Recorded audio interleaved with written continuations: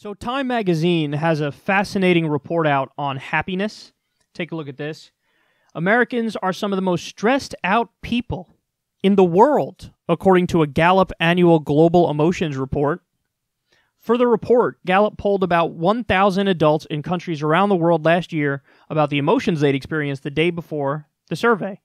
Negative emotions and experiences, stress, anger, worry, sadness, and physical pain, were common around the world, tying 2017's record-setting levels, the report found. In the U.S., 55% of respondents told Gallup they'd felt a lot of stress the day before, well above the global average of 35%. Wow. Gallup's research found that lower-income Americans tended to report more stress, as did those who disapprove of President Donald Trump. Prior studies and polls have found that finances, health and health care, and politics and current events are leading stressors for Americans, and social media and technology are frequently blamed for stress and mental health issues as well. Many of the countries experiencing roughly as much stress as the U.S. were embroiled in political turmoil of some kind, whether humanitarian, economic, or security related. Greece, the Philippines, and Tanzania were the only countries with stress rates higher than the U.S. Albania, Iran, and Sri Lanka were tied with the U.S. While some stress is normal and even healthy, chronic stress is connected to a range of conditions, including mental health issues, cognitive changes, and chronic disease. That makes widespread stress a public health issue. The Iranian economy is currently imploding. The government is totally unstable. And our stress levels are on par with theirs. Now, it's tough to make sweeping conclusions based off this report for a very simple reason. The factors that go into determining your stress level are not simple.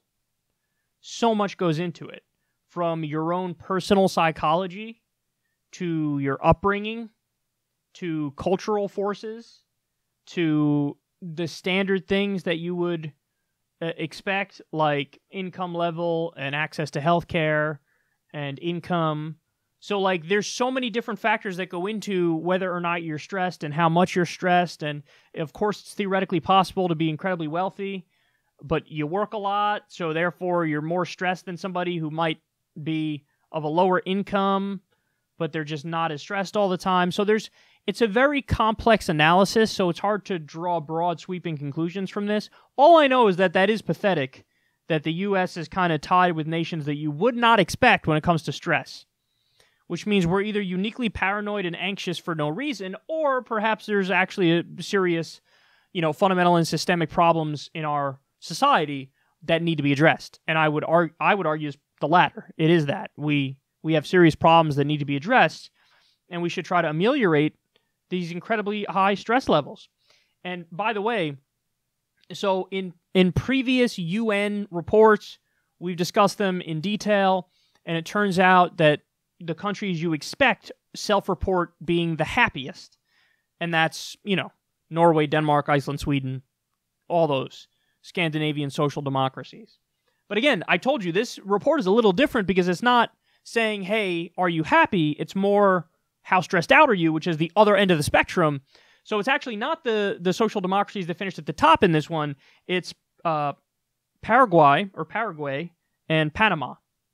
Those are the number one in terms of least stressed. So for me, man, I think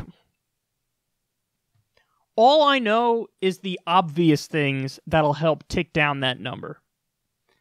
And those things are, we should have paid vacation time by law. I love what they do in many European countries where they basically have a month off. They have like their own adult summer vacation in a lot of those countries. I think we should copy that. I think we should have fewer hours in the work week, because there's no doubt Americans are massively, massively overworked. So basically working less is one thing. I think having unions to increase wages is another thing. Making the minimum wage a living wage is another part of this.